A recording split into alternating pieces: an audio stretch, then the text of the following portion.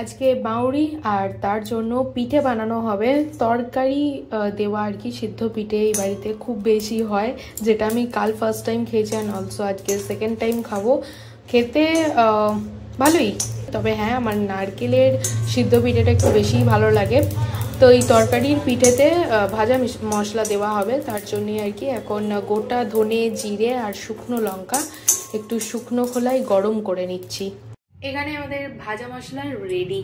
এটা একটু চাপা দিয়ে রাখতে হবে, নয়তো স্মেলটা বেরিয়ে যাবে। ফুলকপিগুলো খুব ছোট্ট ছোট্ট করে কোচানো হয়েছে, দেখো কইটুকু সাইজ, অ্যান্ড অলসো আলুটাও প্রচণ্ড ছোট্ট ছোট্ট করে কোচানো হয়েছে। এটা দিয়ে একটা তরকারি বানানো হবে, নারকেল দিয়ে হবে সিদ্ধ পিঠে, আর রম্বা কলাই দিয়ে হবে। তো এই 3 রকমের সিদ্ধ পিঠে হবে, দুধ পিঠে হবে। Hello everyone, good morning, welcome back to another new blog, another new day. চলো শুরু করা যাক আরো একটা নতুন ব্লগ। পিটুনিয়া গাছ দুটো কতটা সুন্দর আর কতটা বড় হয়েছে দেখো।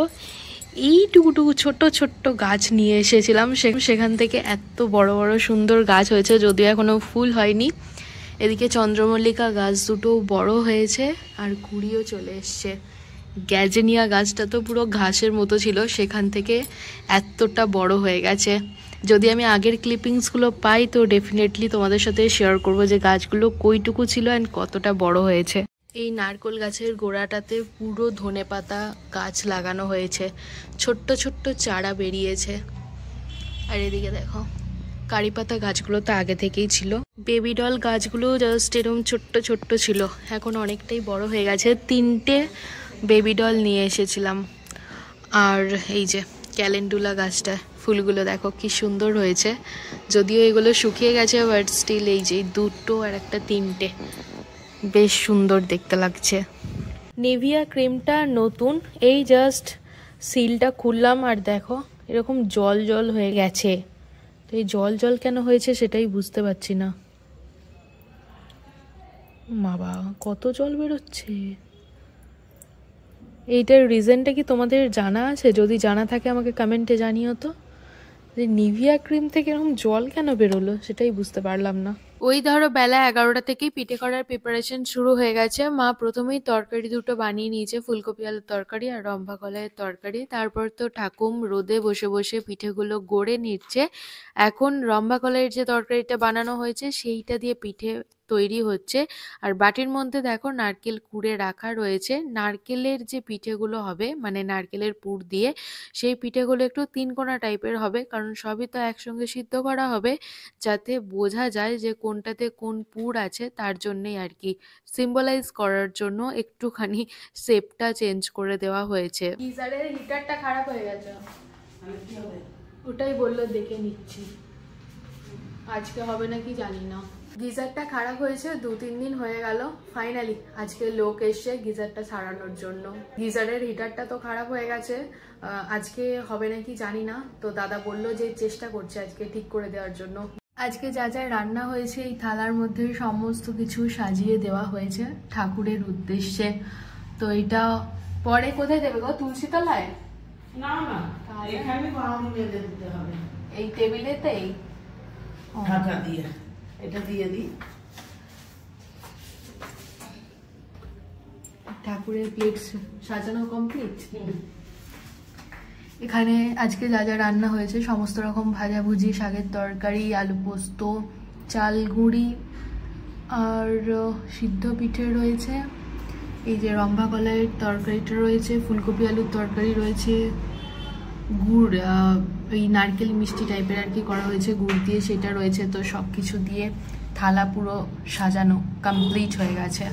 তো আমাদের এরকম করে করে না, তাহলে ধোয়ে না তো মা, দুধে হয়, দুধের পিঠে খেতে ভালো হয়, পিঠে থাকে ভালো। আমাদের ওখানেও করতো, আমার দিদাও করতো। ধুয়ে পরিষ্কার করে আমাদের ধুতি ছিল, আচ্ছা, সেই ধুতিতে বিছিয়ে রাখা হতো। কেমনি ওই টেবিলে বা মেঝেতে? মেঝে, তখন টেবিল কোথায়, মেঝেতে দিয়ে তারপরে জায়গায় তুলতো। গিজারের কারেন্ট সিচুয়েশনটা জাস্ট একবার দেখো, পুরো সব খুলে টুলে রেখে দিয়ে গেছে। ভিতর থেকে হিটারটা খুলে নিয়েছে, হিটারটা বাস্ট হয়ে গেছে, তো হিটারটা চেঞ্জ করতে হবে। তো দাদা এখন গেছে স্যাম্পেলটা নিয়ে সেম হিটার নিয়ে আসার জন্য। দেন আজকে সন্ধ্যের মধ্যে চেষ্টা করবে গিজারটা ঠিক করে দেওয়ার। এক পর্ব সিদ্ধ পিঠে বানানো তো কমপ্লিট হয়ে গেছে। এখন লাঞ্চ করার পর আবার মা ঠাকুম বসেছে পিঠে বানানোর জন্য। দুধ পুলির জন্য যে পিঠেগুলো হবে সেগুলো মা গড়ে নিচ্ছে, আর নারকেলের ছাই বানানো হয়েছে, মানে নারকেল মিষ্টি যেরকম ভাবে হয় ওইভাবেই আর কি, নারকেল দিয়ে গুড় দিয়ে একটা পুর বানানো হয়েছে যেটা দিয়ে সিদ্ধ পিঠে হবে। আমাদের বাড়িতে একরকম ভাবে পিঠে বানানো হয়, এইখানে পিঠে বানানোর নিয়ম আলাদা, ইভেন পিঠে তৈরিও করা হচ্ছে অন্যরকম ভাবে, যেটা আমি একদম নতুন দেখলাম আর হ্যাঁ শিখলামও। নারকেলের পুর দিয়ে পিঠেগুলো তো একরকম ভাবে বানানো হয়েছে, সেটা পুরো শেপটাই চেঞ্জ করে দেওয়া হয়েছে। এবার নারকেলের ছাই দিয়ে যে পিঠেগুলো বানানো হচ্ছে এটা যাতে বোঝা যায় তার জন্য ঠাকুর মুখগুলো একটু চেপে চেপে দিয়েছে। তবে হ্যাঁ মা বলছিল কাঁটা চামচ দিয়ে ডিজাইন করাই যায়, কিন্তু সিদ্ধ হওয়ার পর ডিজাইনগুলো কিচ্ছু থাকে না, পুরো একদম সিম্পল হয়ে যায়। উঠোনে বসে বসে পিঠে বানানো দেখতে দেখতে একটা জিনিস ডিসকভার করলাম, আম গাছের একদম উপর ডালে একটা গুঁড়ি লেগে আছে, যেটা পারতে তো পারবো না, বাট হ্যাঁ ওই দেখতেই পেলাম। এতক্ষণ তো নিচে বসেছিলাম, মা ঠাকুম পিঠে করছে, তো আমি ওটাই বসে বসে দেখছিলাম অ্যান্ড অলসো ভিডিও করছিলাম, সাথে গল্প গুজব তো চলছিলই। এখন এলাম উপরে, জানলাগুলো লাগাবো কারণ রোদ কমে যাচ্ছে তো এবারে মশা ঢুকবে তার জন্য। আর হ্যাঁ একটা গুড নিউজ আছে, আজকে চর্দির মেয়ে হয়েছে এই দুপুর বেলাতেই 1:40 নাগাদ আর কি। তো দেখতে যাওয়ার ইচ্ছা আছে খুব তাড়াতাড়ি, জয় তো গেছে ওকে দেখতে, তো এখন একবার বাড়ি আসছে, বাড়ি এসে স্নান টান করে তারপর আবার বেরোবে। আর দেখি ওকে যদি কাল ছেড়ে দেয় তো আমরা পরশু দিনে দেখতে যাব, আর যদি পরশু ছাড়ে তাহলে সেটা দেখা যাক কি হয় না হয়। তো সবটাই তোমাদের সাথে আমি লাইভ ফেসবুকে শেয়ার করব, যেটা তোমরা মানে দিনের আপডেট দিনে দিনে পেয়ে যাচ্ছ। 2000 years later সন্ধ্যাবেলা আমাদের গিজারটা ঠিক করে দিয়ে গেছে, একদিকে ভালোই হলো, দিনে দিনে সবকিছু ঠিক হয়ে গেল। তো আজকে আমি 4 রকমের সিদ্ধ পিঠের টেস্ট করলাম, বেশ ভালোই লাগলো। দুধ পুলিটা তো দারুণ টেস্টফুল ছিল। আফটার ডিনার হবে বাউরি বাঁধা, তার অবশ্যই কিছু নিয়ম কানুন আছে, সেটাও তোমাদের সাথে শেয়ার করব।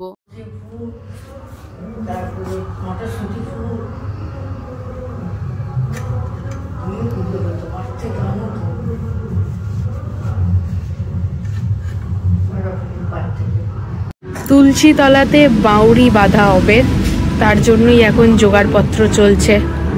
মা ঘরটা এঁকে নিয়েছে, আর এই যে ইনি ফ্ল্যাশ জ্বালিয়ে দাঁড়িয়ে আছেন, হেব্বি ঠান্ডা।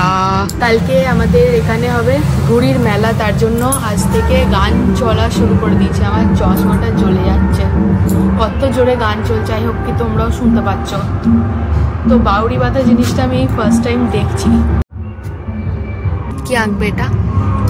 ঘর আঁকতে হবে চাল গুঁড়ি দিয়ে।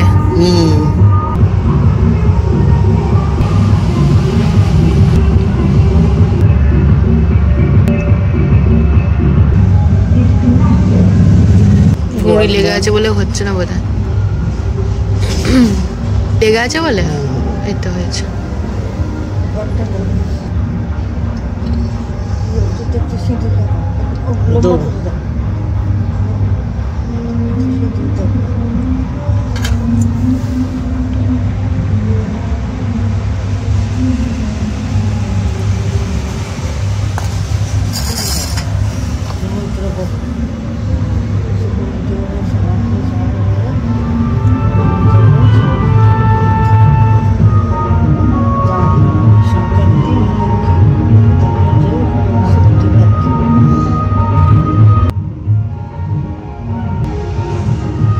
এটাতেই দিই,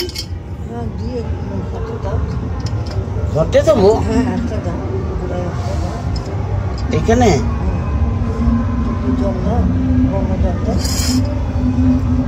নারকলটা কোথায়?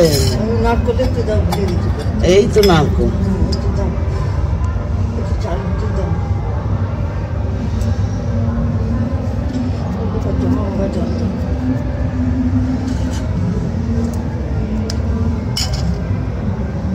ওইটা কি দিলে লাস্টে? তিল পাটালি।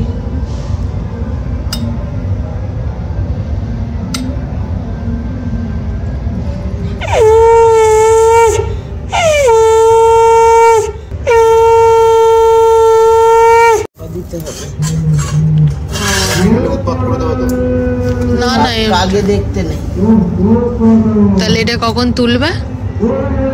কালকে এই বেড দিয়ে একটু করে, হ্যাঁ এসো পৌষ যেও না, আর সোনার পৌষ আর হবে না মনে মনে বলো।